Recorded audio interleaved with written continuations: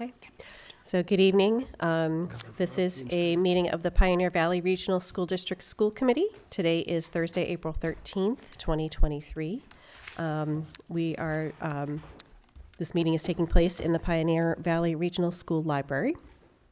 The meeting can also be viewed at www.facebook.com/BNC Television and www.PVRSDK12.org. I will call the meeting to order. It is 7:09. And do we need to do a roll call attendance since we're all in person? Not for All right, thank you. Wow, that's cool. Excellent. And just to clarify, that's like a procedure for like if we're all here, then it's just. If we don't have anyone online, we don't need to do a roll call attendance because it's visible for anyone who's in the room, who's here. So exciting, brave new world. All right, so we'll open up with citizens' comments. Cooper?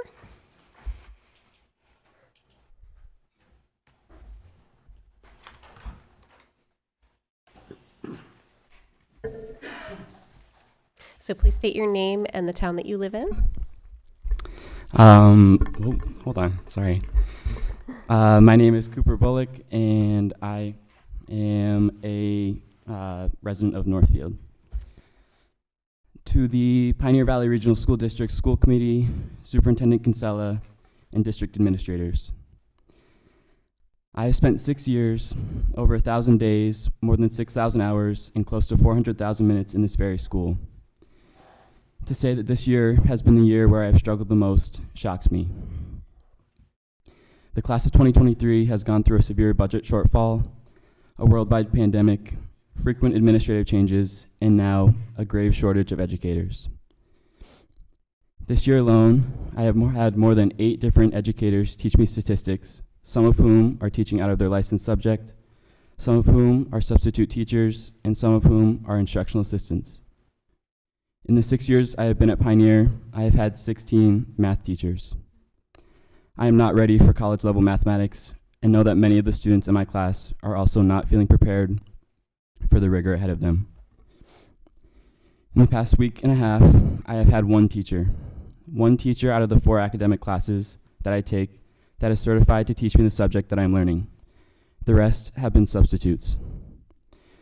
Why should students continue to receive their education in this district when they show up to over half their classes and find they have a substitute teacher?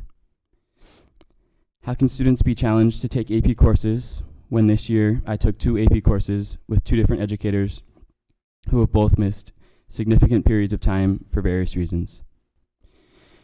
In taking an AP course, I was under the impression I would have a certified educator who would be there to guide me through the challenging curriculum and provide the necessary instruction to perform well on the test. Yet one educator has been out of the building on long-term leave, and another has been out for a crucial period of time in advance of the AP test without any explanation provided. How can students be expected to be learning when they don't even have an educator who, while trying their very best, is able to provide this quality education to them? Pioneer does not offer honors courses, has reduced its course offerings to the bare minimum, and has had a steady decline of student enrollment. Pioneer also does not have enough educators. However, what Pioneer stands out for is the teachers who remain, the educators who come in early, who stay late, the educators who are coaches, class advisors, club advisors, and many others who wear multiple other hats. The educators who remain deserve better and deserve to have the respect and care that they put in every day reciprocated back to them. Educators who remain in the district are burnt out, which can be noticed in the interactions with students. The way in which teachers are treated directly correlates with the morale and feeling within the Pioneer building. Whether it is Profe Brewster in Spanish class, who in less than 2 years of teaching here brought over 15 students on a cultural immersion trip to Puerto Rico, or Ms. Pullen coaching multiple sports and dedicating herself to the over 90 acres of land that we have, or Miss Brennan assigning Shakespeare, but making it actually accessible and fun to read, while also being someone who is an outspoken leader whom I look up to. All of these educators have a deep connection to this district. As a graduating senior, you may ask why I took the time to speak on this issue. However, it is my obligation and my responsibility as a student leader to ensure that the future students in our district are receiving the very best education they can. And it is now my responsibility as a voter in the town of Northfield to make my voice known now and in the future. We need change, and we need it fast to make sure that both students and educators remain in this district. I welcome all school committee members to reach out in the next few days if they have any questions or would like to discuss the concerns raised above. Thank you for your time. Thank you. Thank you.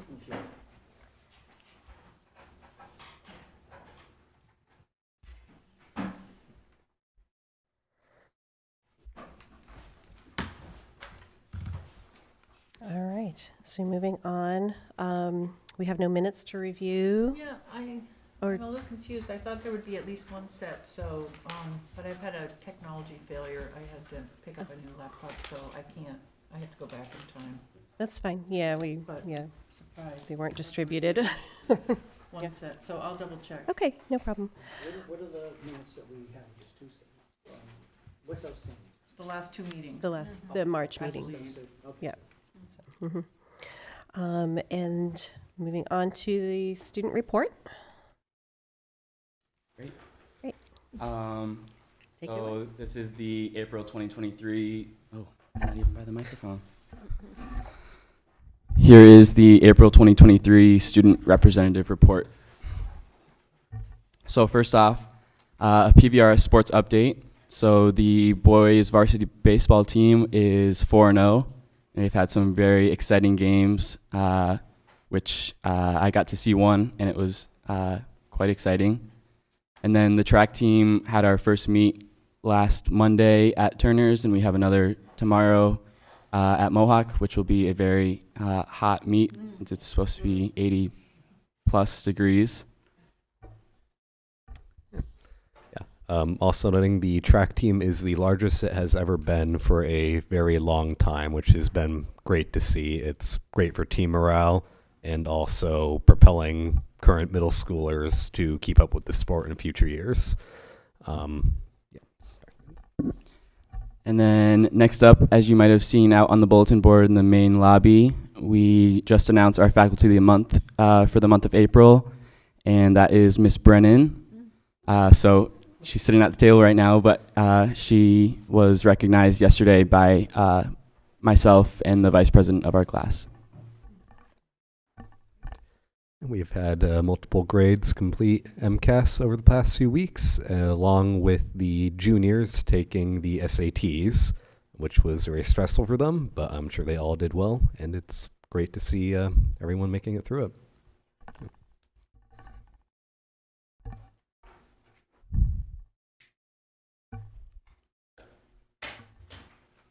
Next up is the Bernardston Elementary School visit that I did on April 10th.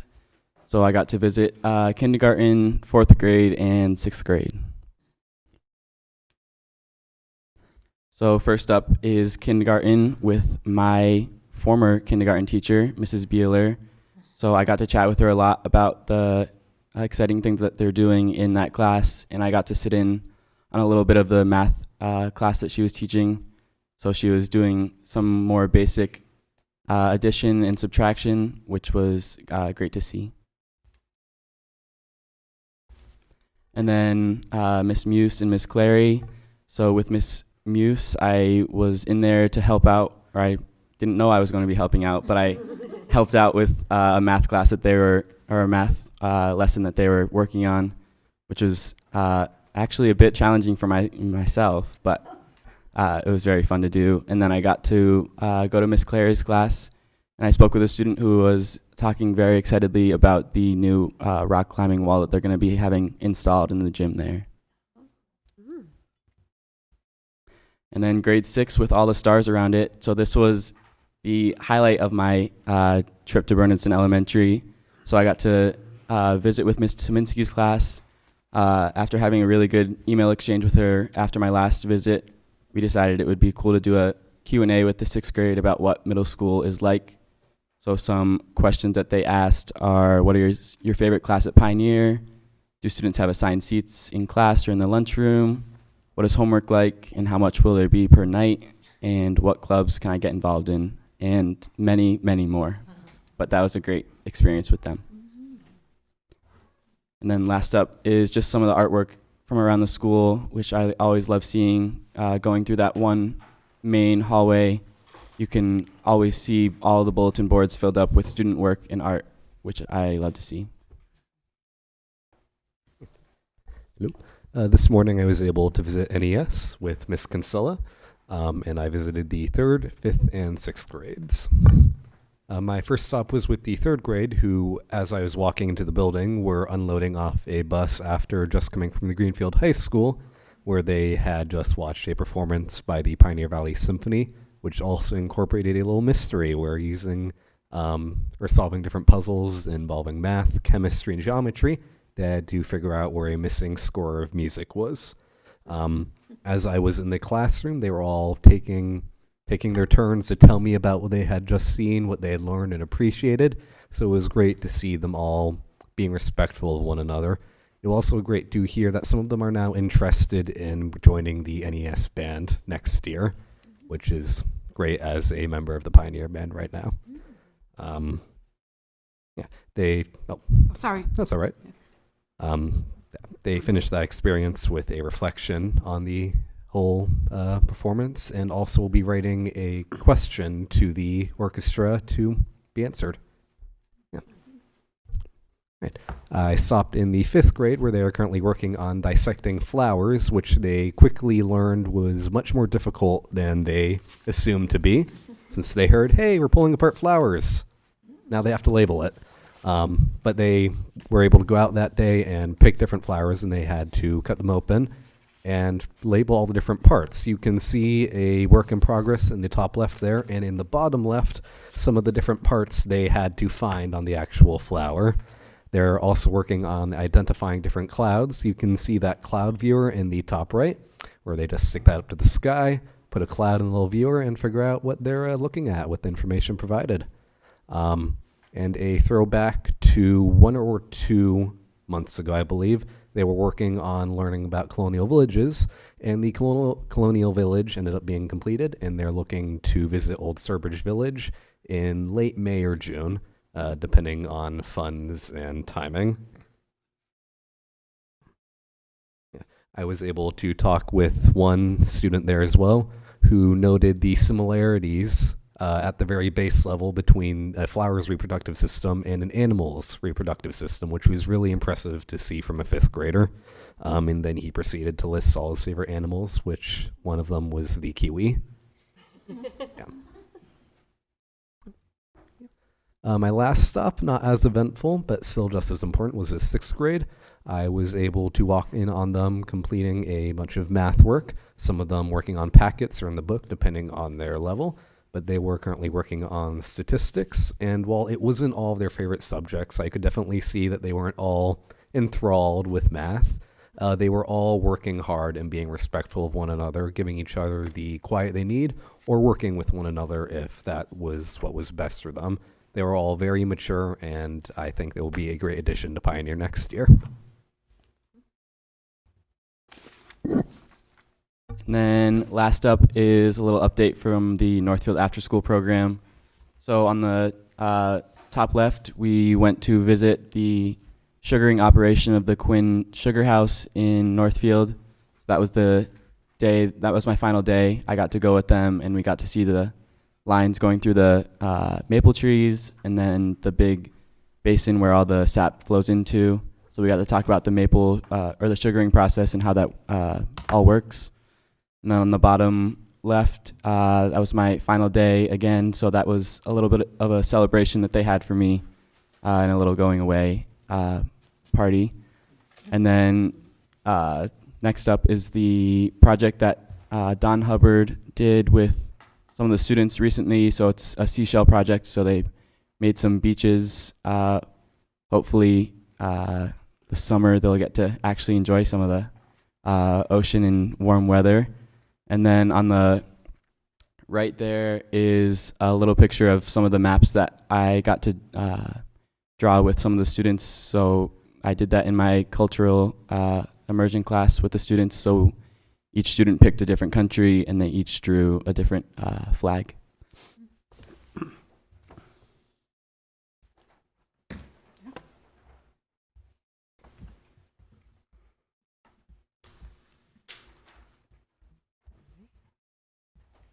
Thank you very much. Very nice. And so moving on to the chair report. Congratulations, Mrs. Brennan, for your nomination as Teacher of the Month. That speaks well of your relationship with the students. I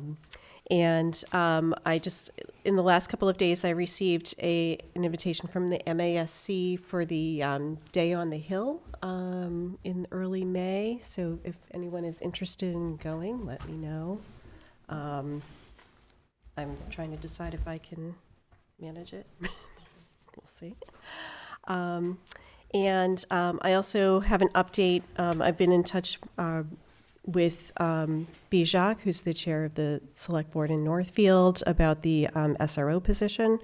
The select board is making progress with a draft of the MOU for the SRO position, and they'll be sharing that with us once it's approved by the select board. It's likely to be approved next week.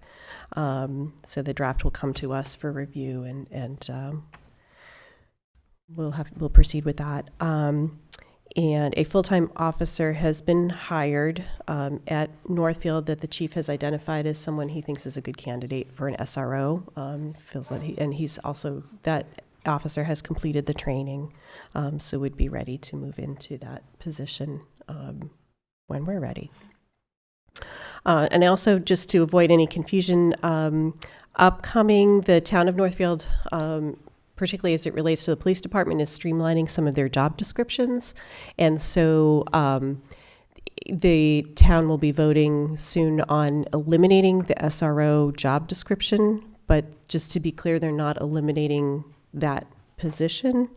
All officers are hired just for the as a police officer, and their duties might vary. So the MOU, if someone is if an officer becomes an SRO, it's a lateral transfer that would include different additional duties. And those duties are outlined in the MOU rather than having a separate job description for an officer and an SRO. So the individual is a police officer and then also takes on the additional duties of an SRO. So, and that's all I have. Yes, question? Mm-hmm. So how much, since it's a partnership, how much influence has the superintendent had in terms of? Oh, the mic. Don't forget your mic. Sorry. I'm wondering how much influence or involvement the superintendent has in talking about the responsibilities, of the SRO as they build that as in a partnership. And is there an evaluation piece to that there's input from you or the district administrative team about how it went, what are some suggestions that could make it go better, things like that? So I haven't been part of the town's conversations. The state came up with a model MOU for SROs a couple of years ago. Nathan will be leading conversations at the upcoming Curriculum and Personnel Subcommittee on this topic. So I would leave Okay. that for. All right, thank you. Nathan. Great. And I think the goal is for the MOU to really be the place where the guidelines of what the expectations are for the job to live, so that so we would have an opportunity to have a conversation. If I'm hearing that about it. correctly, the compensation would be in line with whatever they would do with their other officers. This would just be a lateral move for responsibilities, and that compensation would still be 50-50, or is that part of the negotiations between the district? How does that factor in, or does it?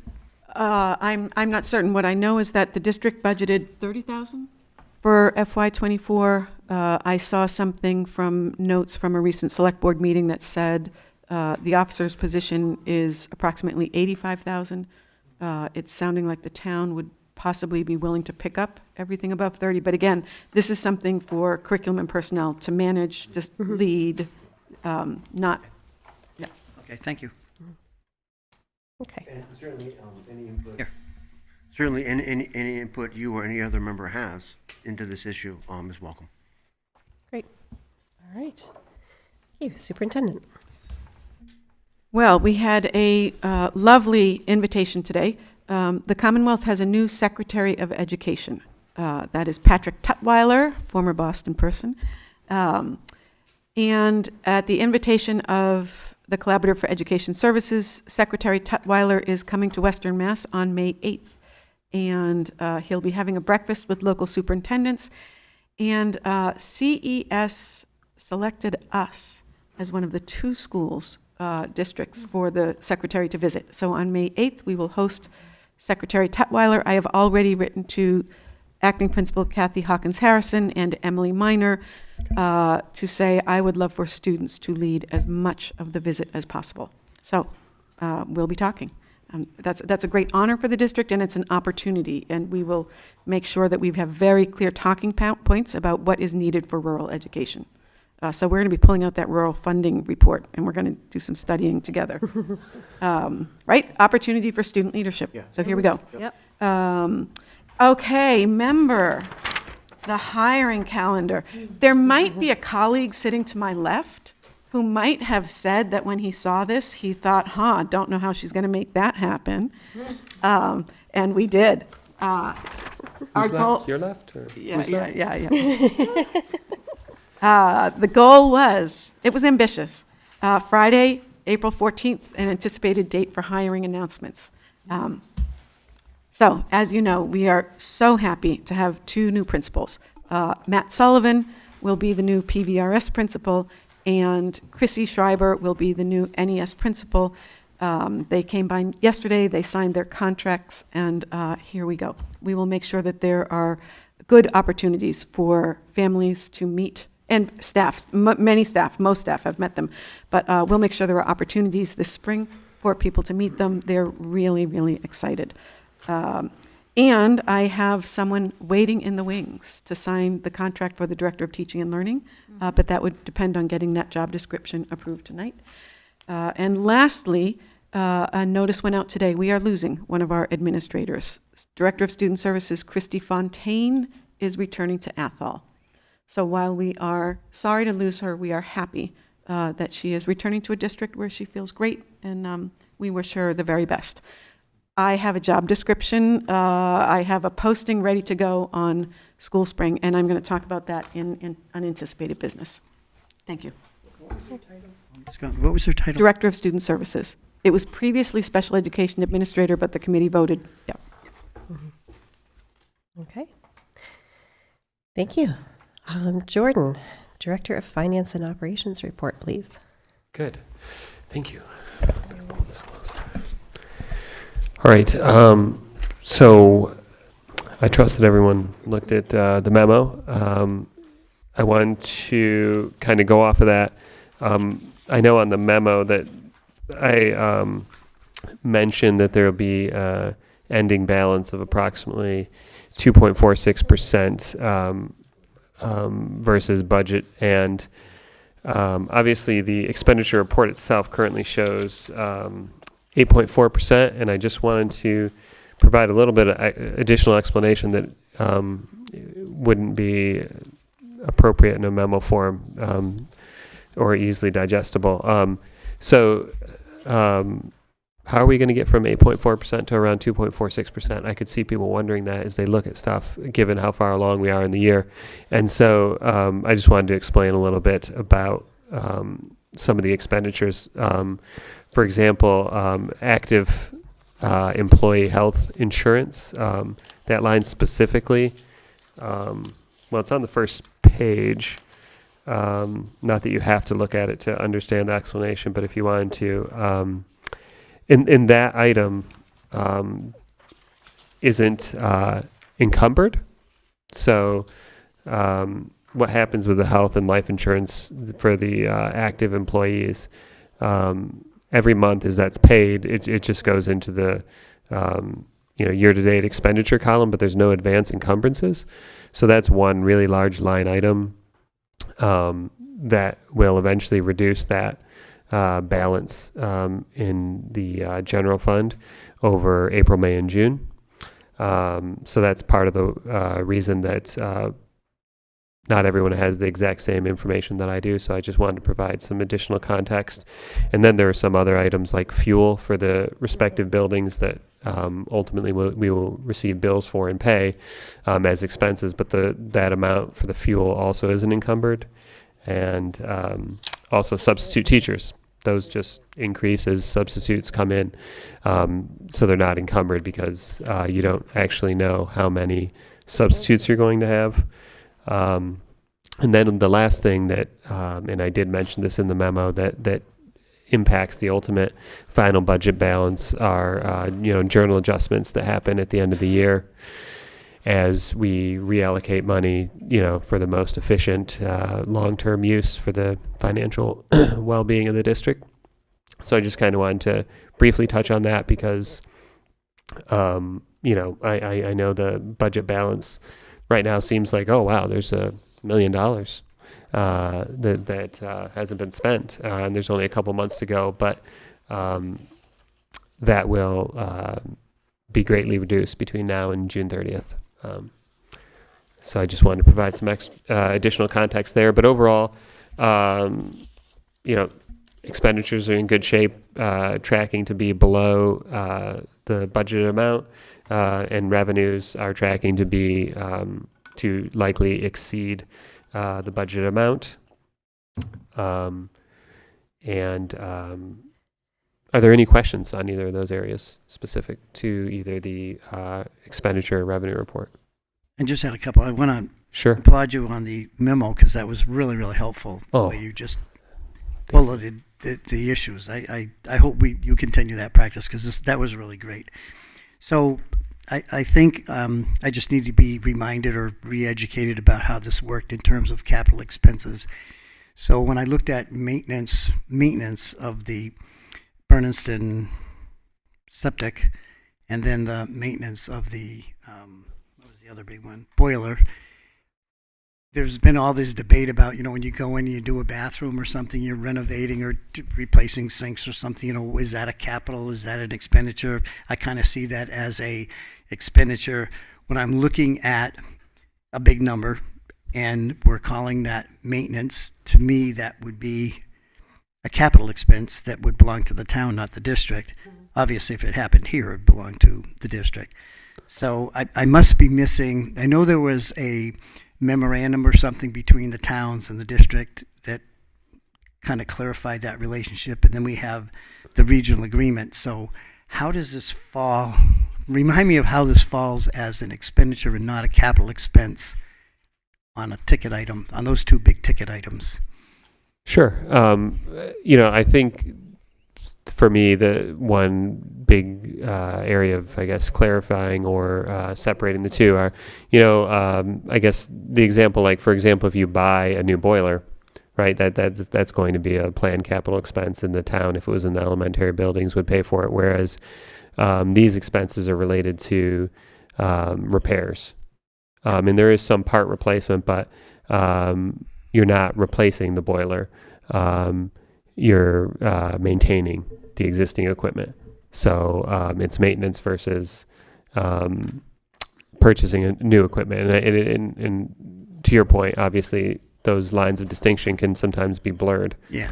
However, for me, that's the clearest one, right, is just maintenance versus purchasing new equipment. So in my mind, and I think this is where I was confused, and maybe this is why it falls that way, I thought there might have been a threshold of $10,000, and if it was over $10,000, it would be capital. If it was under, it wouldn't be. There was something that I was thinking about that I remember talking about, but that might have been something when we were looking at what a newer regional agreement would be, and we were trying to come up with what that number would be. But in the meantime, there's been these debates about when you're replacing a sink or something that, what is that? Is that expenditure? Is that capital? So if you're clear and the town's clear that that's where it falls, then I guess I would be clear. It just doesn't seem right that it has to be a total replacement in order to be considered a capital, as opposed to a very large repair. To me, that would fall as a capital. But I don't have all the knowledge you have about how that nuance works. Sure, and I think I can seek additional guidance and clarification to make it even more cut and dried. But there are some blurred lines of distinction. And speaking of which, I also, during the expenditure report or financial report portion, wanted to discuss a potential future need for a transfer from one budget line to another to pay for resurfacing kind of down to the wood resurfacing of the basketball floor, because both the coaches and other users of the gym floor have noticed that there's some unevenness, and we've brought in numerous floor experts to look at the problem. Which floor are we talking about? PVRS gym. Thank you. And the resurfacing, that maintenance, I know, tricky terminology, but that maintenance of that is it will cost between $30,000 and $35,000. And so my recommendation would be that we take care of it during this fiscal year and get that done with FY23 funds, because we certainly don't have it budgeted for FY24. And that, although it's a very expensive maintenance, but in comparison to not doing the maintenance and purchasing a new floor, if we continue to allow it to be degraded, I think the quotes were closer to $200,000 for that work. So if you haven't reached out to our overseer, I would just suggest you do, as for a little coverage on your end, that the overseer feels that this is correct. Yeah, sure. And that's a district-owned Yes. building, right? So, yeah, we own that. We're responsible for that. I think. Not the elementary. So I think where it becomes more into question is the work done at elementary schools, right? And that's what I think we should look into more.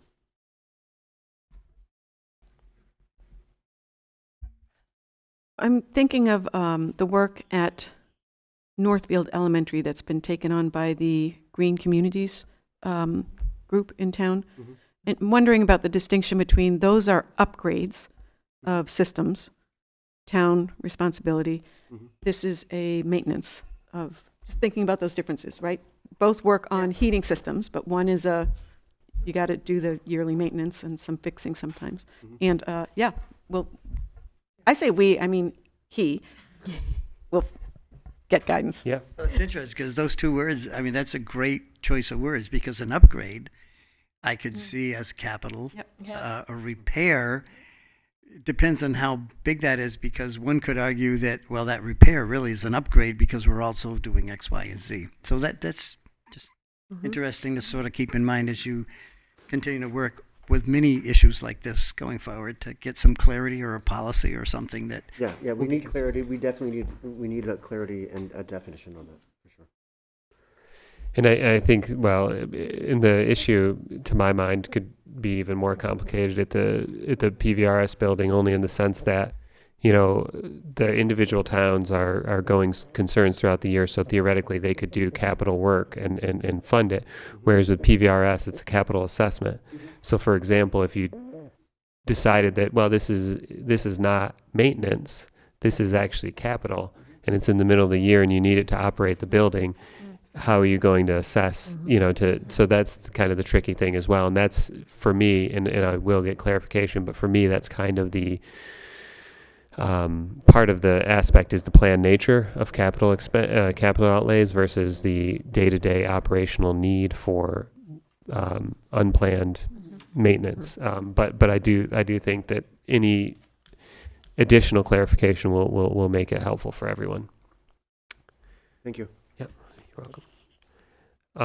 So yeah, that's one that down the road, the floor resurfacing that I may be coming for a budget transfer, so that we could use the general fund to do that, and potentially before the end of the fiscal year, so that we would be in tip-top shape for our very successful basketball programs and PE classes. Obviously, very close to my heart, so these are areas I want to continue to do well.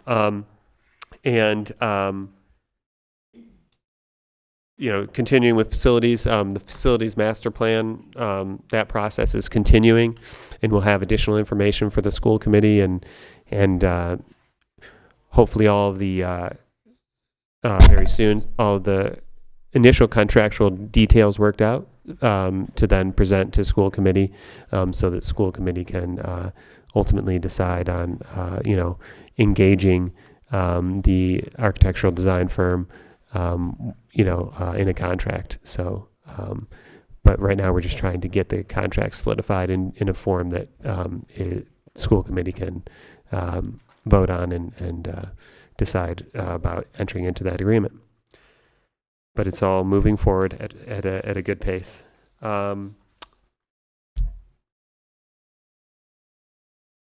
Right, and then the lunch report. So things are still going well. Continue to have a balance and a positive balance in March and overall for the year, including accrued summer salaries, have an overall positive balance of $28,892.06. So all positive things. Any questions?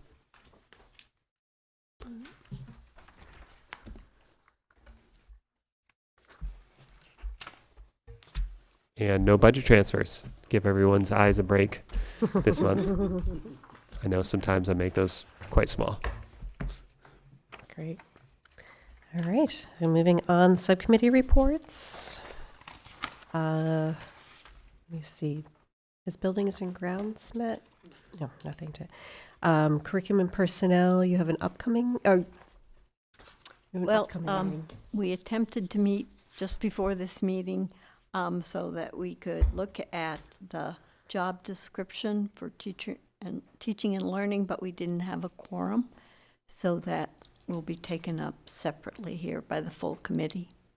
And there is a meeting 25th, right? Yes, we have a meeting on the Nathan? 25th Mhm. to talk about various issues. Okay, great. Negotiations, Gretchen Kelton is the chair, but in her absence, I will, the committee and myself met with union representation to talk about the next year's school year calendar. So we had a productive discussion, and we'll be meeting, I'm going to be talking with the membership. You'll be talking with the membership about what we share, what we discussed, and then we'll be coming together again, hopefully before our next meeting. Yeah, so great. Policy subcommittee. Thanks. We have a meeting. We have a meeting that's going to be scheduled, hopefully within the next week or so. Okay, great. All right. And moving on to our business. Gift to the schools. Gift to the schools. What a generous community we have. Johnson Paving was out today working on, you saw it, right? Yes, I have a special interest in paving. I did go and look. It looked beautiful. That is the long jump, the runway Yep. for.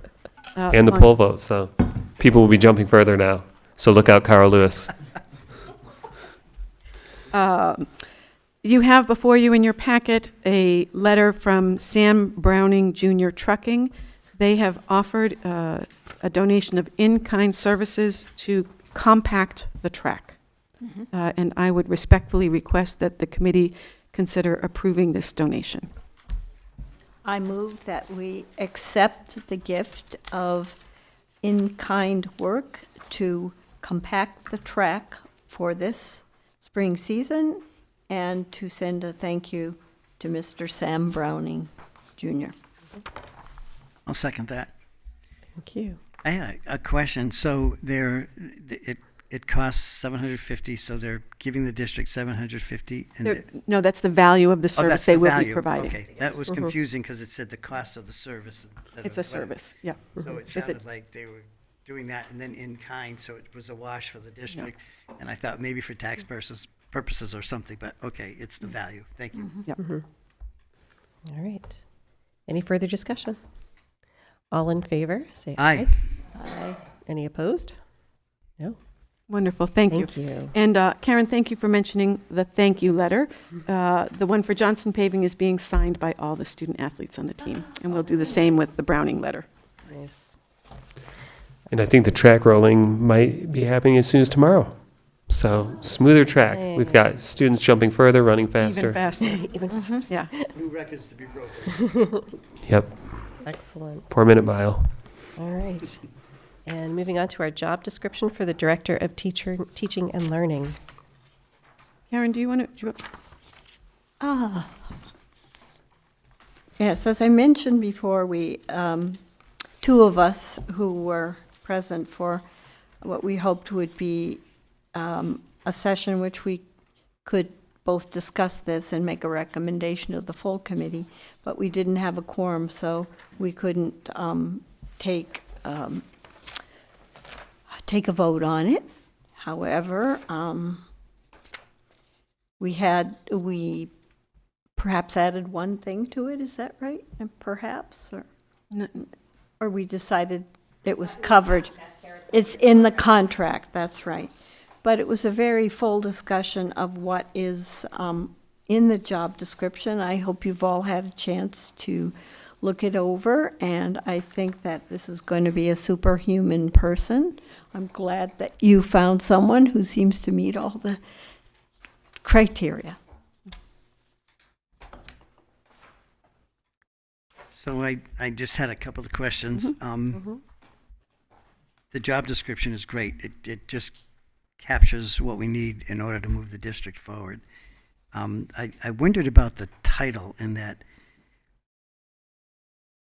From my experience, this is like an assistant superintendent position, and I don't know why we're calling it a director. Maybe we have a director of, maybe it's being consistent, that's why we're doing that, but it seemed to me like it really is an assistant superintendent position, particularly where in the absence of the superintendent, when she's out of the district or whatever, this person is second in command or second in charge and so forth. So it's a lot of responsibility.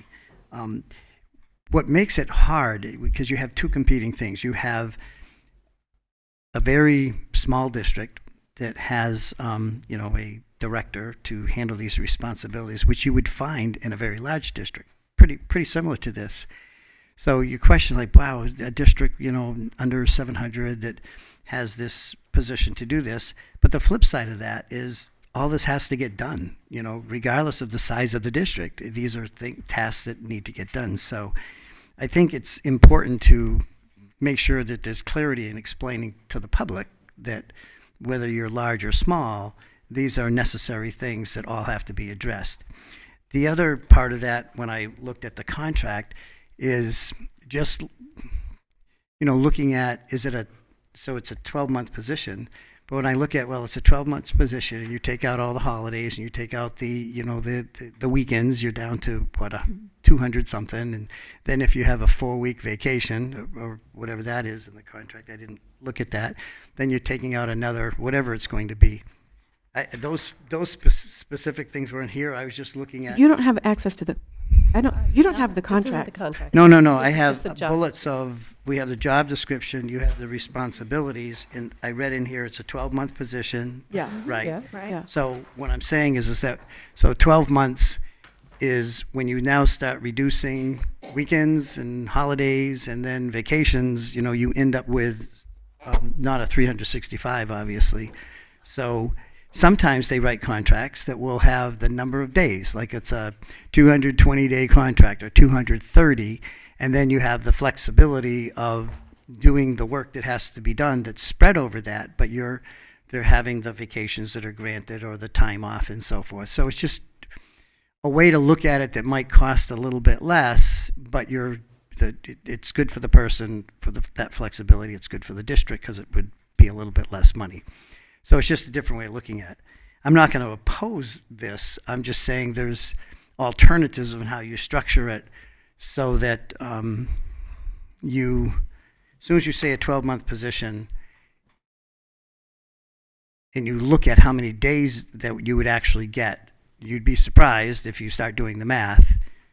You start getting down to 180, 185, maybe 25 days more than the teachers and stuff like that. So I'm sure you have a response to that if you care.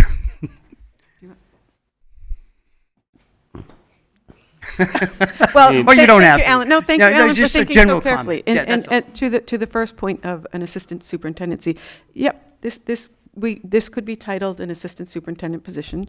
Jordan's position could be considered an assistant superintendent position. The newly reconstituted director of student services position, in other districts, it's an assistant superintendent for student services. I don't think there's an appetite in this district to name assistant superintendents. Hence the revamped organizational structure of a superintendent and 3 directors. Front of the house, teaching and learning; back of the house, finance and operations; student services, everything other than super straight academic, as it were. So we, last year, if you remember, I embarked on a project with the assistance of our council to completely rewrite all of the administrative contracts. So we now have a single template that we can differentiate based upon whether it's a supervisory role or not. The way that we write the work year is now 100% consistent. So this is a position for which we would not name the number of work days. Instead, we say it's a 52-week position, and there are holidays that are identical across certain staff. I hope that's helpful, but we're trying to be as consistent as possible. That's very helpful. I really had posed that because I wanted you to do what you just did, to sort of provide that overview background of what these contracts are about and how you arrived at that. So that was the point. Great. And so I thank you. You're welcome. And I think the only point I might add is to your point about the mathematical 260 versus how many days worked. We're aware of that, and our per diem calculations when we're thinking about being comparable, based on education experiences, is thinking about 230 or 230 some odd days, when trying to make something comparable to other members of staff. I mean, I do the same thing with central office staff when I'm thinking about hourly rates as well. I realize if you're going to compare it to someone who works 180 days, you need to compare it to days work. So we're certainly, when calculating things, aware of that, but it's a great point to bring up, and certainly something to be cognizant of when calculating that the person will not be physically in their seat 260 days.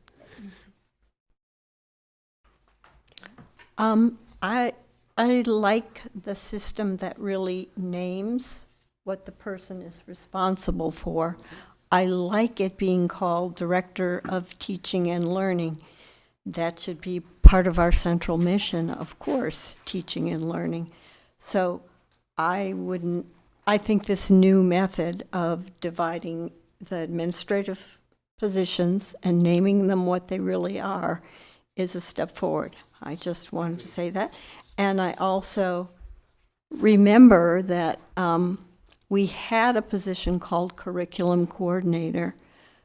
I think from this job description, much of that is included in here. And whatever monies we used in the past to support that position will probably be able to be used toward this one. Well, grant writing is No, part of it, right. but I mean, everything that Ariel used to do Yeah, is now incorporated into Right. this new position. right. Go ahead, Claire. I just have a Renee. clarifying question, I think I'm seeking to understand. So it says supervision and evaluation of staff. And then a little lower down, it says oversight of all educator and staff evaluations. So supervision and evaluation of staff? Does that just mean they're are they going to evaluate all the staff? No, they would, no one could evaluate all the staff. Yeah. I put that in there to make clear that I may expect that this person evaluates some staff, and then they would be responsible for oversight of our evaluation program. So is Teach Point properly set up? Does everyone know who their evaluator is? Are we doing things on time? Have we updated the calendar of evaluations? So that's what I mean by oversight of the program. But I may ask that they evaluate some people because that could reduce the principal's burden of evaluation. If this person were to evaluate, I'm making this up, even 3 people in each school, that's 3 fewer people that our principals have to have on their caseload. Mm-hmm. All right. Are there more comments or questions?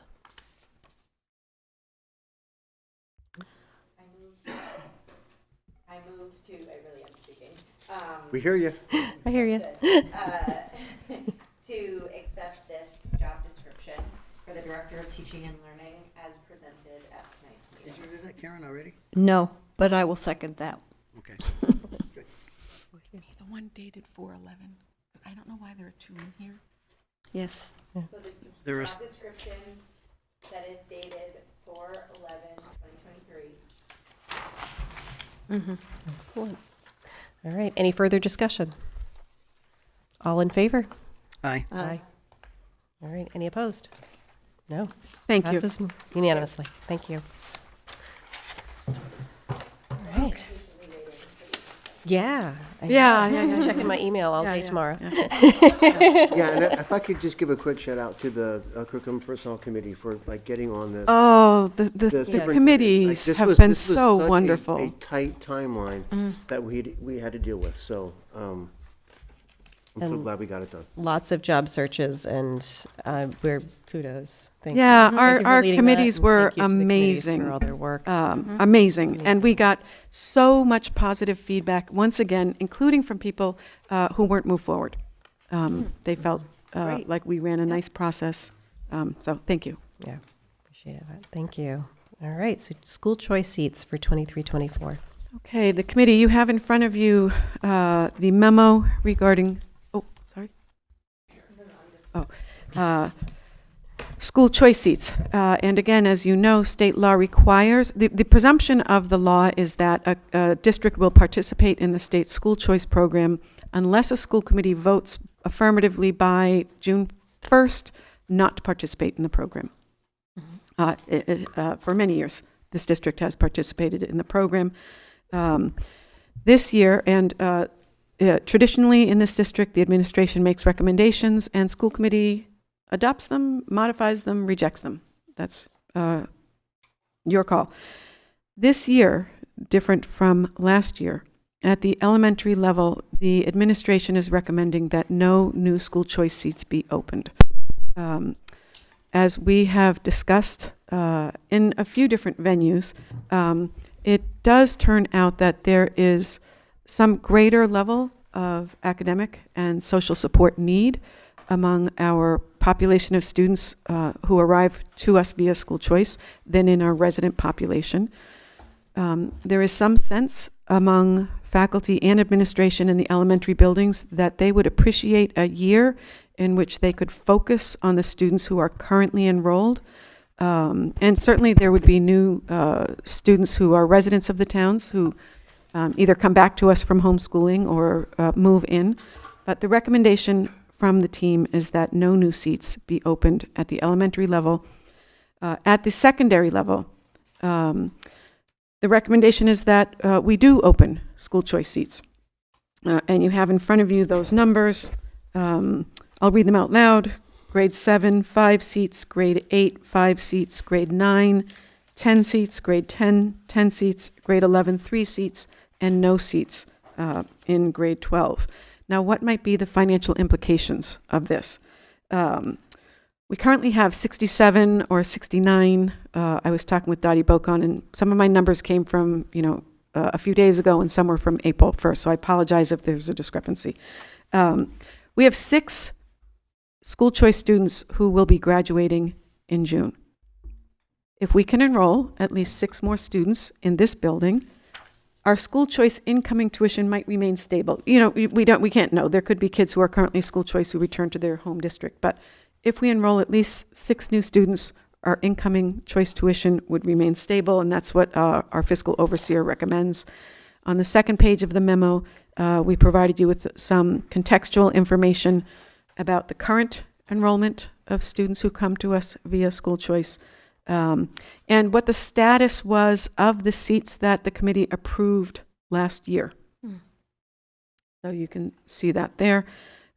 We actually had no new school choice students enroll at NES. This year, we had 14 enroll at BES, and under the state program, after November 1st, the district is not obligated to continue enrolling school choice students from the wait list, and at a certain point, the committee approved our saying that we would not be enrolling any new school choice students. And in this building, we got 8 choice students. So happy to entertain questions, and then Just a quick question. If the recommendation is to have 6, just curious as to why the total is 33. Oh, it's not to have 6. It's making the point that we will have 6 students for whom we currently receive school choice tuition in our senior class.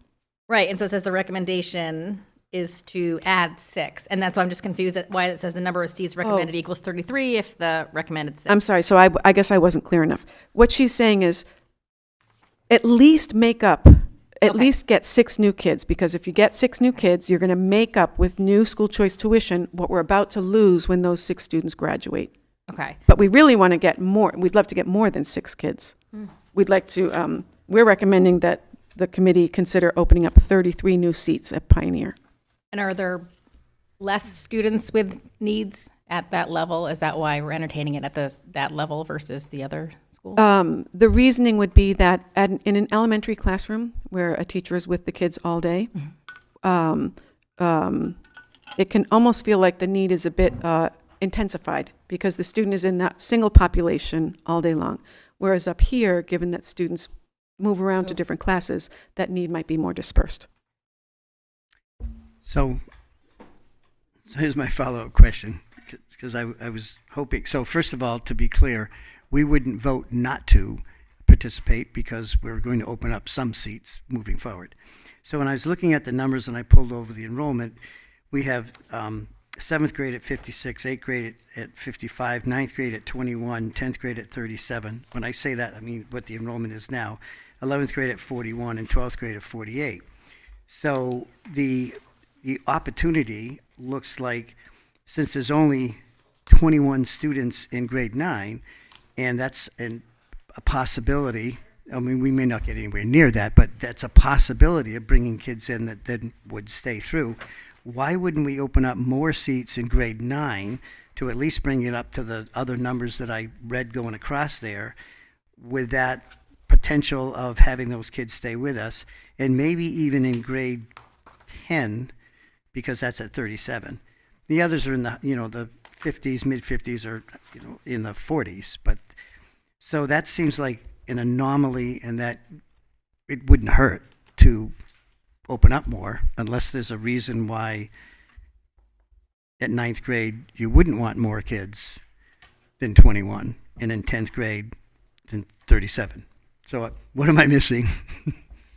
Well, I can see 2 possible reasons for it, and feel free to come in here.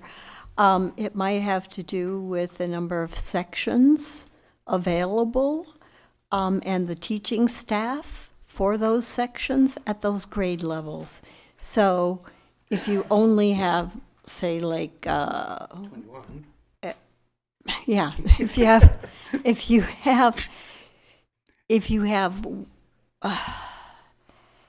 have an elective or something like that at 10th grade, I don't know how much there is at 9th grade now that we are going to have one language, but it might be there's only one section of that elective, and it has already 15 kids in it. Okay, so that I'm hearing you say, and that does make sense. It's always a scheduling issue when you have lower numbers in a school.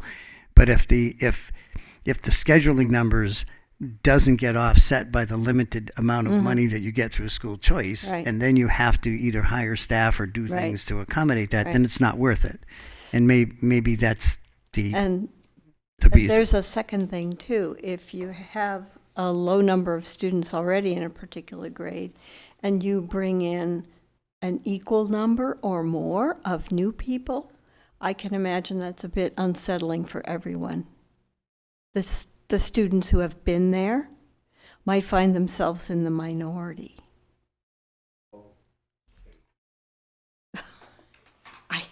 All right, I I don't know if that's don't a have a lot bad of argument thing to that, or because I a think good- that's a good thing to have that diversity. Well, whatever that is, certainly. But, okay, that makes but- sense. The scheduling point right there is right on. Yep. I understand that.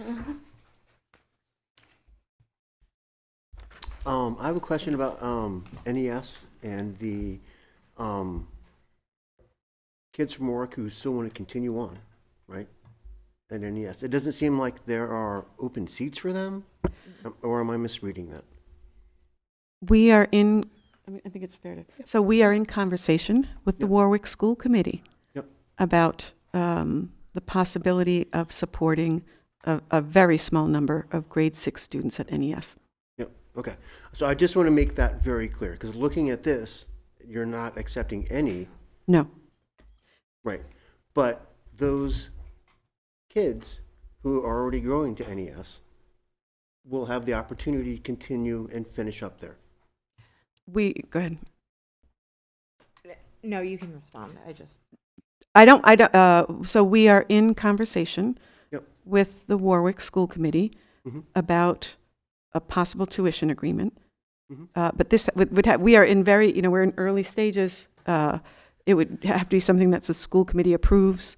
So we're talking with them about how we might be able to make that happen for a very small number of grade 6 students. And it is just a temporary thing, and I understand that. I know those families, and I want to make sure that they have that opportunity, right? That was made very clear during this process, that they have the opportunity to continue on NES, and I'm glad that we're continuing that conversation. Okay, just to make this comment, because of the way you started to word that, no one should make any assumptions about there's a guarantee that that can happen. We would like it to happen, and we're working on that to happen, but I'm looking at this from both perspectives in terms of if people are working toward that, that's great, but I don't want parents to feel that there's an assumption that, yeah, that's going to happen for sure, because there's a number of different conversations that will have to be had. Does that Yeah, that's fair. put it in perspective? And I understand that. I understand this is a complex issue that we're dealing with. I just want to let people know that we're dealing with it. Yeah, that conversation is definitely continuing, and we And this is an exploring- anomaly exploring the because possibility. Yeah, you would have to help that transition sixth grade for those kids. go back to Warwick for 1 year and then go back to Pioneer for another. And the research is pretty clear. Yeah. If you at that grade, if you make that, what is it called, transfer from one school to another, kids regress. So, Melissa. So that brings up a concern that I have when looking at these numbers, with not having any elementary openings, which wouldn't be an anomaly, is who are the families that are part of our district who have siblings who are school choice already in, who now will not be allowed to bring their siblings. So my immediate reaction when you started to talk about the special circumstance with Warwick, we have families who are part of this district who have come, who now will not be able to bring their siblings if we don't open up any slots. So I'm curious if there had been any research to how many families this is going to affect, and of those families, who could potentially leave our district, who've chosen our district, and the effect of that. Because we have some really outstanding school choice families who come in early on at the kindergarten level and stay. Oftentimes when it's an upper level, it's a knee-jerk reaction because they're mad at their current school. And so they want to just pick another school. And so that's what they're going to do. That's not necessarily the case in the lower grades. And so I'm concerned about the message that this sends to our families without opening up any spots. I'm not saying that the right thing to do is to open up these slots. But I think that there's going to be some families who have their kids currently enrolled who are going to be blindsided by whatever our vote is tonight. And it is going to make some really stressful choices on families. So I just will add that too. So before we start talking about tuition agreements and, allowing certain kids to come for whatever, we've got a lot of families that may be affected by this. That I agree, because kindergarten registration is happening.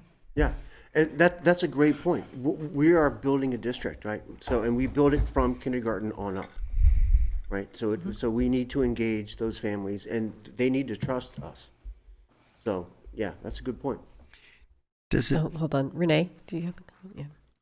So yes, I hear and echo your point. And also I'm curious and seeking to understand the process because it always eludes me exactly, even though we do this every year. So you're having a vote tonight. And is this a stopping point? Like once you vote, it stops because kindergarten registration is underway and it's a wild card. And the reality is preschool parents get their deposits in because their slots will be lost. But kindergarten parents don't have to register because they can register the day after they're coming. So I don't know if, say, once we get further down the road and we realize, oh, we only have 12 students in kindergarten, or some number that is manageable, and wouldn't lead to a second class because we know we don't want to do that. That's irresponsible. So I guess my question is, does it stop here tonight, or can it be you have a vote tonight and then revisit it once your numbers are more solid for the younger grades? Because I also do agree that those who enter in kindergarten are growing with us and for potentially different reasons than those who enter at other stages. Does this have to happen tonight? Could we Nope. do this? So Doesn't have to happen tonight. yeah, because we have until June 1st, so we could table it or and just do a little more research and have a few more conversations, and when the superintendent feels comfortable, bring that back. A clarification. So preschool does not participate in the school choice program, right? I just want to. I was pointing out the nuance between what we would know for preschool numbers and what we would know for kindergarten numbers. Got it. Thank you. Thank you. I was just quickly looking up the sibling preference under the law. There is sibling preference. I would need to research when sibling preference kicks in. If it is a function of preference on a waiting list, or if it is and I should know this and I'm sorry I don't, if it is a preference that allows the applicant not even to have to enter the lottery. So I will get. Thank you. I appreciate that. I can answer that. Okay. So you open it up. Let's say you get 10 people apply. You have 5 open seats. The preference then kicks in there in that before you start the lottery of the preference for the siblings.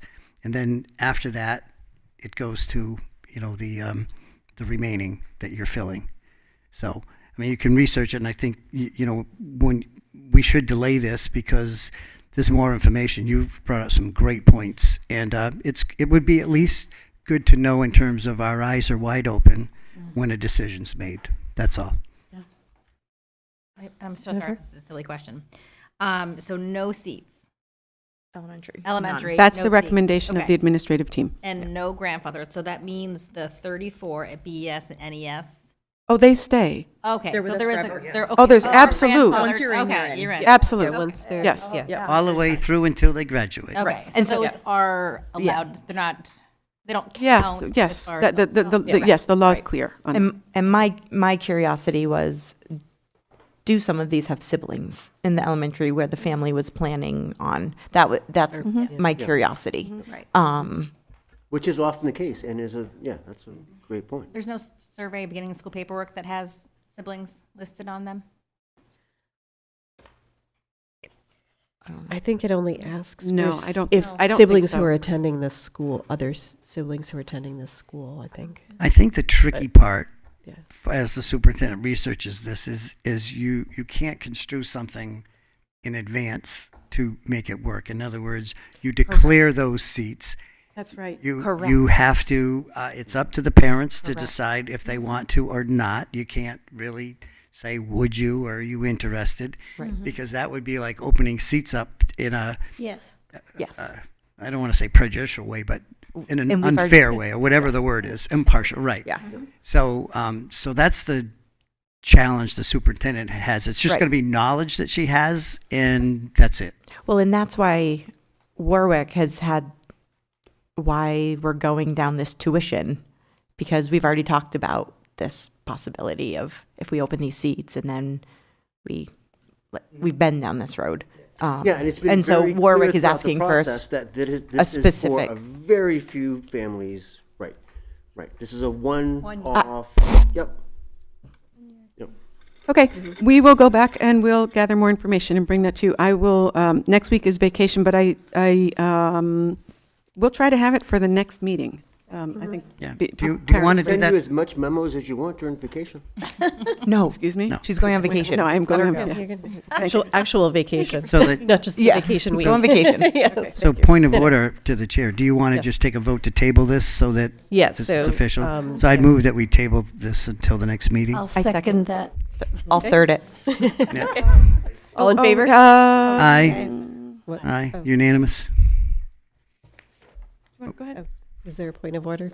I was just wondering if we could vote the high school, because that way we could advertise those seats and start recruiting students, because right now our default is no elementary students. So basically we need to wait longer. To Renee's point, the more we know about kindergarten, then that's really the only question I think that we're asking is,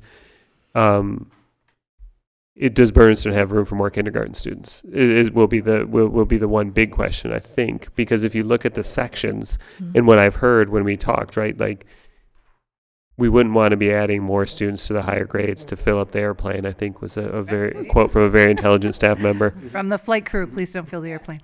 So if it's about kindergarten, we need to wait till we know more about kindergarten, but PVRS, we don't.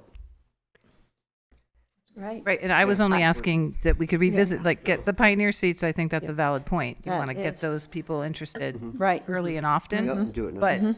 But can this come back on the table, I guess is what I'm saying. Under the law, absolutely. And we are allowed to change the numbers later The on. numbers may go up and the numbers may go down. What I don't know is, can we split that and vote? Could we? That's a good question. Yes.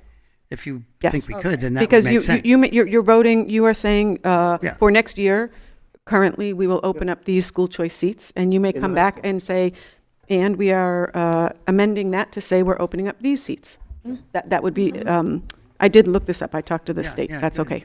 So then I amend my motion that we table the conversation about the elementary school choice seats only. And I resecond that, or whatever. The only, and I'm so sorry, people hate me. We're not going to run into the same issue with younger kids and the parents being like, well, they'll come if their younger sibling can come, and we're going to open up those. I feel like it's going to open up questions. If nobody else thinks so, I will absolutely be on board. But I'm just concerned if we open it up, then, okay, yes, but can my We have fourth grader that, so come? that happens sometimes. So it happens that there is a family, I'm thinking of a family that had a couple kids they wanted to bring here, and they wanted to bring a sixth grader, maybe to BES, and at that point, we didn't have any more seats at BES, and they had to make a choice. Were they going to leave their child where they were, but have the other two come up? I mean, that's, Okay. I It's a think that natural happens, question and that's, anyways, and yep, okay, that's, great. that happens. Okay. So with that said, then wait, we have a motion. We got to vote. Yeah. All in favor? So let's, So let's what's the restate the motion? motion, yeah. Well, So- so Alan voted to amend the previous motion to table the conversation relative to the elementary school students, but to approve the Pioneer openings as published. Okay, Mm-hmm. so we need to And vote to seconded accept that, by- that amendment. Yeah, and I made a motion, I didn't make a vote. I made a motion to Right, do and that. Karen seconded. Yeah. Okay, all right, so Yep. we need a formal vote, a vote to, for the amendment. So Yes. all in favor? Yes. Okay, and now, now we vote on the motion, which was, so all in favor? Aye. Aye. Thank you. All right, we'll come back with more All right. information. Thank you. All right, policy review. BGB, policy adoption, and JJF, student activity accounts. Alyssa, do you want to do it? Sure. So this is the second time that we've seen it. We are asking for a vote to move this forward. Of course, we can have discussion if anyone has any questions since they've had time to read it and absorb it. I do have a question that was brought to me by someone. So voting the maximum balance of $5,000 in the account, what happens if there was a deposit and it goes over 5,000, right? So, well, let's just say page 3, number 5, red. Okay, thank you. So establishes a maximum balance for the student activity checking account at $5,000 at the elementary schools. So let's say there was a deposit and it pops it over 5,000. What happens? Like, how often is that monitored? Share microphone. So this is like a duel. Wow, exciting. Right.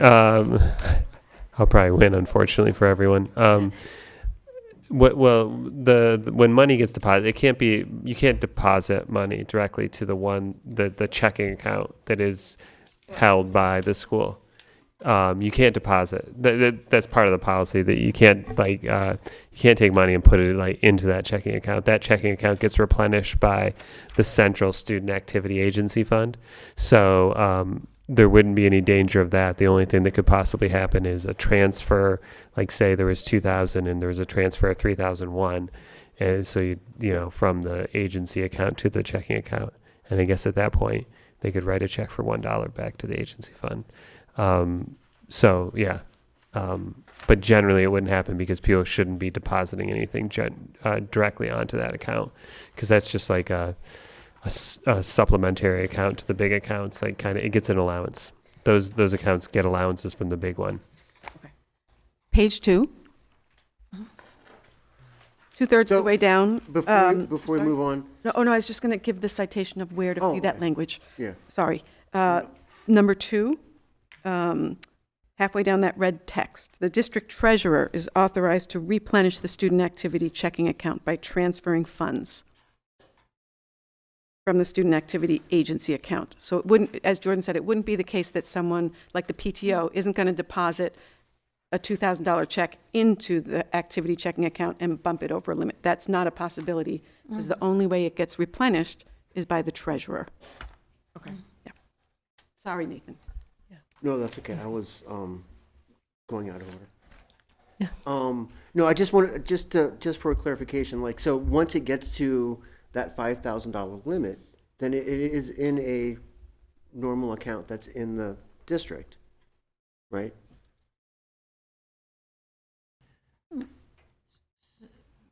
Can I just say, money gets deposited into this big account, but Yeah. it's allocated to where it belongs. Yeah. It just doesn't get transferred to the checking account until it's needed, Okay, up to a limit Yep. of $5,000 at the Warren Right. Elementary Schools. right. But it's coming from a larger account. Yep. Yeah. And then it And goes there into can that. be more Yep. money in the elementary school account. Sure. $5,000, it's Sure. just not put into the checking account for distribution. Great, thank you, Ann.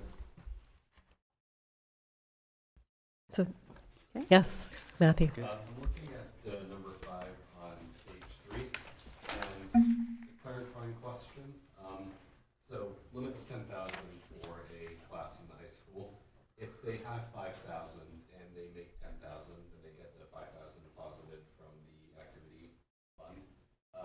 assuming they spend that 10 grand on that class, on their class trip, could they get that other 5 grand still in the fund sent to them for more spending, or was that money gone? Yep, you can definitely get it. I was going to make a joke, but it would have been inappropriate.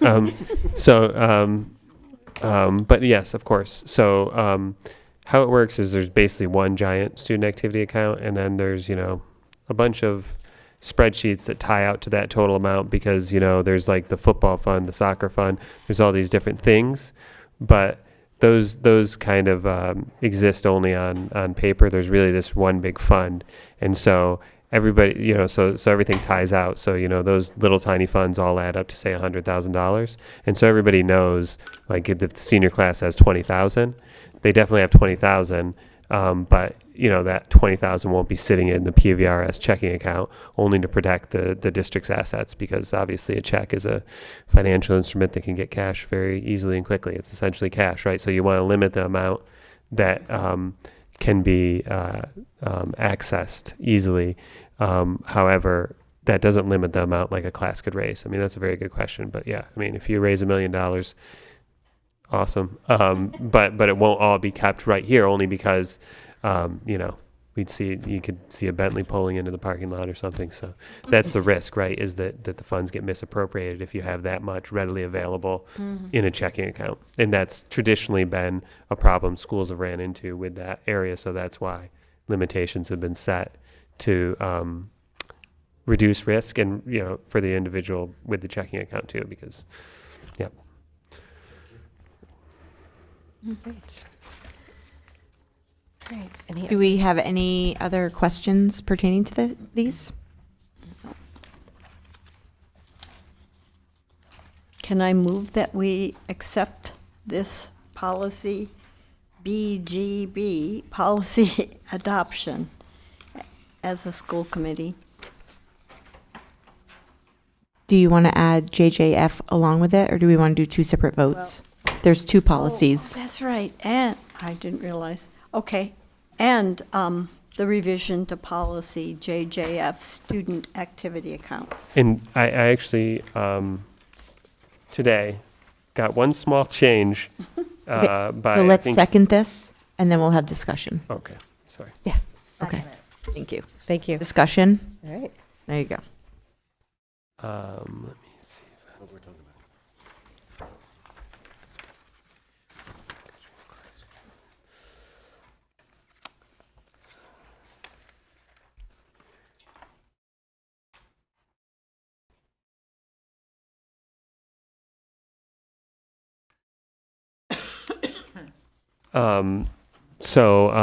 Under the graduating class funds in the second paragraph, Of Page 3. sorry, yep, graduating class funds, page 3.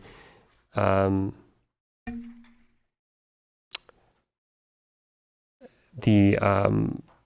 the second paragraph, it says, once a class is graduated from high school, their funds shall be removed from the Pioneer Valley Regional High School student activity agency account. I should be let me make sure that's consistent. Yep.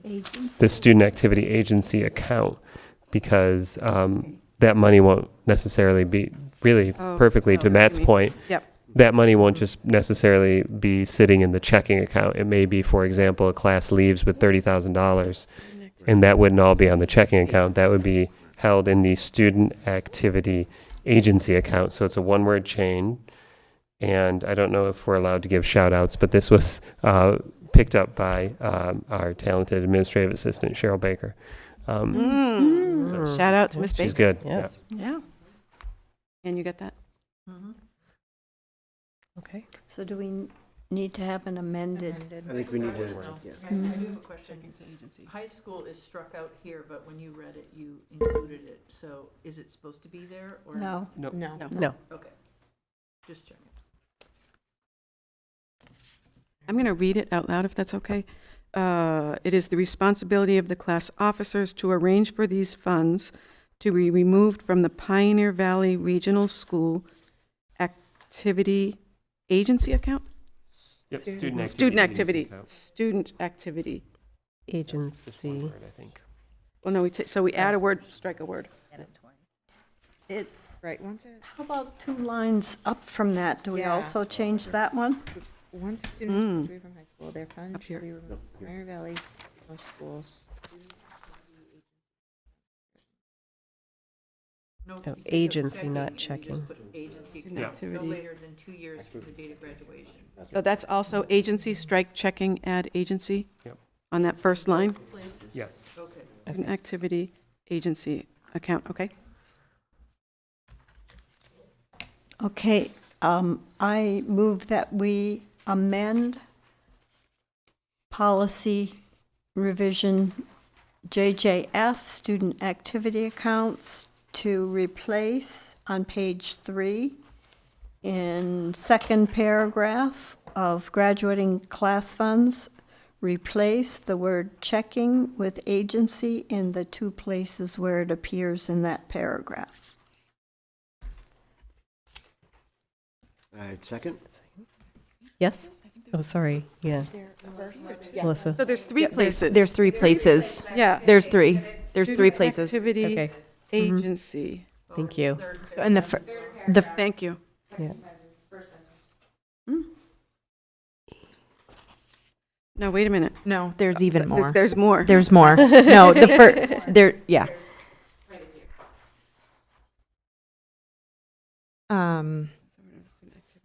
Yeah, right in But the that's first. correct. Third paragraph, second to last line, is that correct right there? Student activity agency account. Mhm. Yes, Yes. that one's correct. Wait a minute. But we just said that it would be removed from that account So 1, within 2 years, so 2, how can we put 3, things there after 2 4. years? Oh, it's replaced to the general sub-fund in that list. Where am I? Transferred into the general Sub-fund portion, okay, all right. So currently, I hear 4 corrections. First paragraph, first line, second paragraph, second line, second paragraph, fourth line, third paragraph, second line. Yes. And should that high school in that first paragraph read Pioneer Valley Regional School, or is that being nitpicky? High school. Right, so within student age account, and just a period for the high school should be crossed. Okay. Strike for the high school? Yes, please.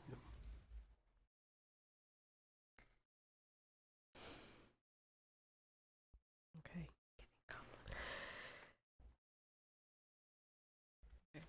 That's Okay. 5 amendments, 5 edits. Mhm. 5, yes. And as members of the senior class, I hope you're very familiar with. Oh yeah.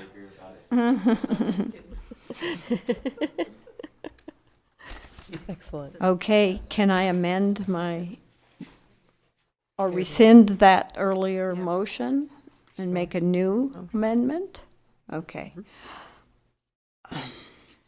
I move that we accept policy BGB, policy adoption as written, and amend and accept policy JJF, student activity accounts, with 5 changes on page 3.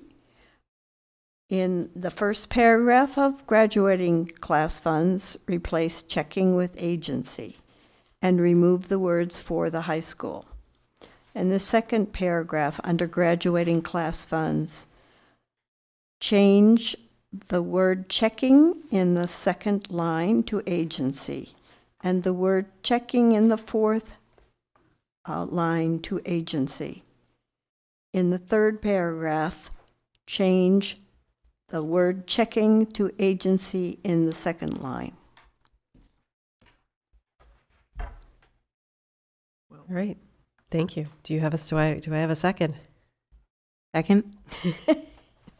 Excellent. Any further discussion?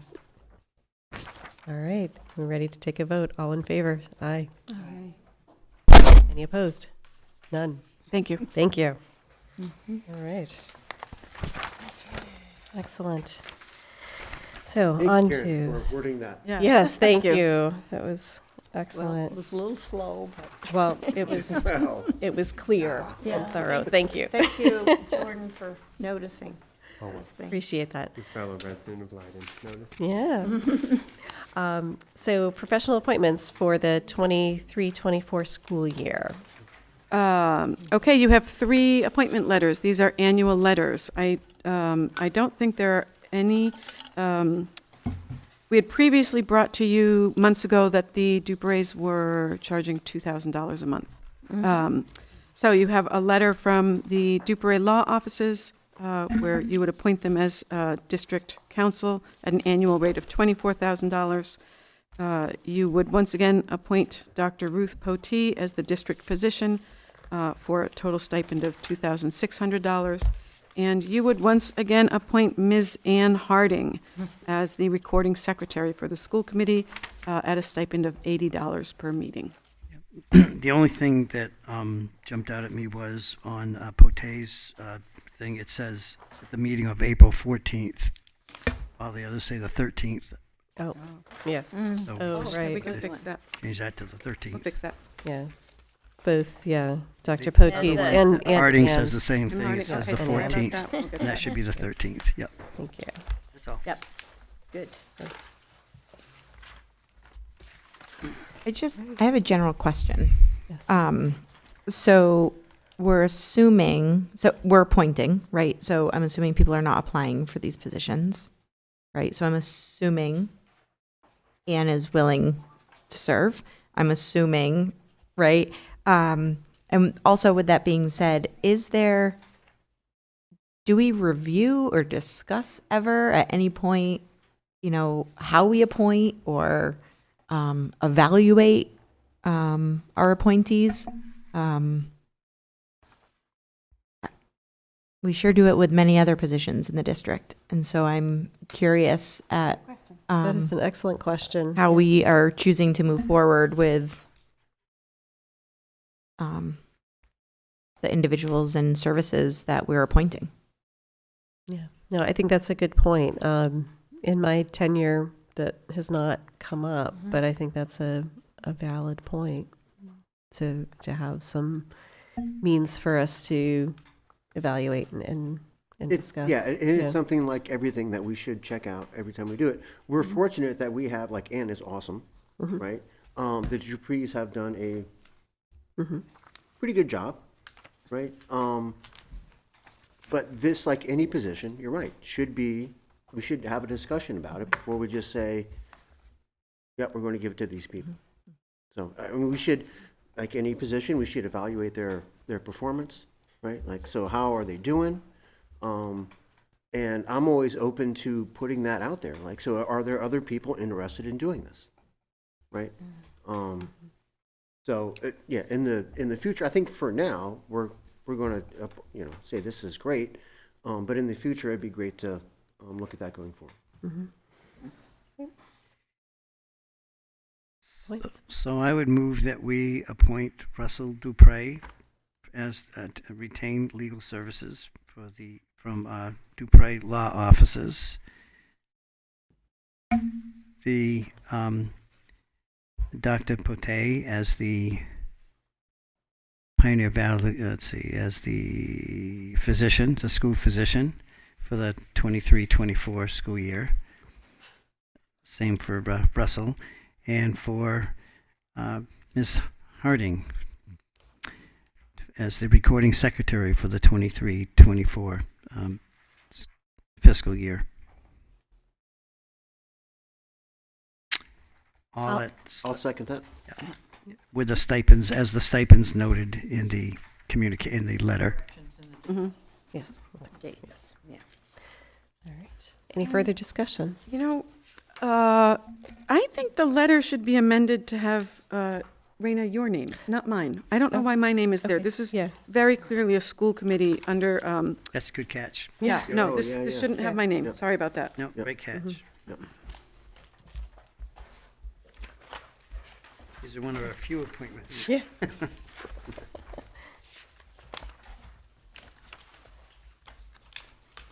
But we can CC the superintendent. Yes, we will.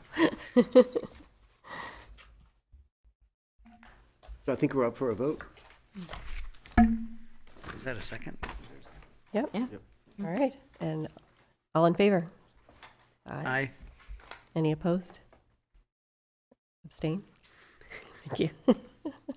All right, so that passes. All right. Moving on, update from the Sixtown Regional Planning Board. Yes, just very quickly, we were planning to have an RFQ, not doing an RFQ to save money and to just get the information from the business administrators from both districts.